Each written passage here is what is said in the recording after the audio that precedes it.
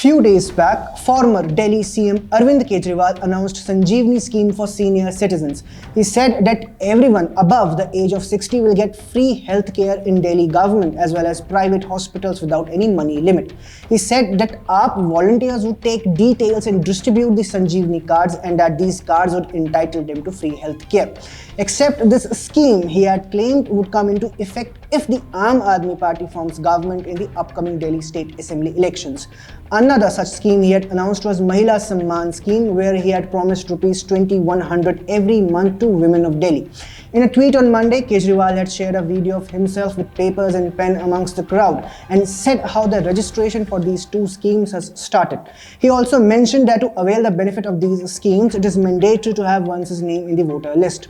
It must be noted that while the announcement for the scheme, it was never clarified that these schemes do not exist as of now. In fact, gullible people fell for these promises and went to hospitals to inquire about the Sanjeevani schemes.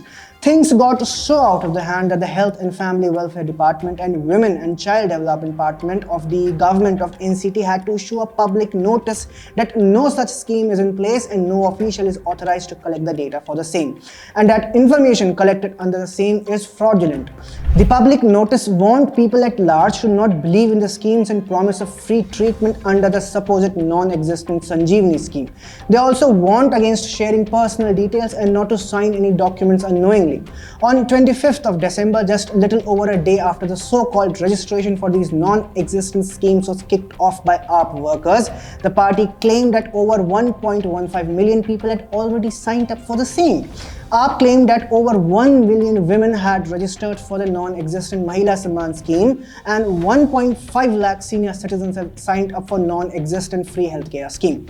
Once the public notice was released, Kejriwal went fully unhinged and accused the BJP of trying to sabotage his non-existent schemes.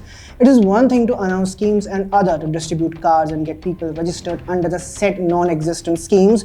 The latter could make people believe that the scheme is already in place in absence of proper riders and understanding of politics. Not everyone is clued in on the politics and its gimmicks. If one remembers, during the run-up to the 2024 general elections, Congress had distributed guarantee cards to people with a list of promises in their manifesto. People believed that these guarantee cards will be valid soon after the elections. The card promised Rs 1 lakh every year to every woman head of a poor family. After the elections, many Muslim women queued up outside Congress offices demanding the money based on the guarantee card provided as part of political campaigning. These guarantee cards included free money schemes such as Mahalakshmi Scheme and Grahalakshmi Scheme. None of these schemes existed and none even manifested later since Congress continued to remain in opposition. However, such distribution of cards is actually deceitful to the gullible voters who believe that these so-called promises are already under implementation, only to realize at the end of elections that this was nothing but a fraud.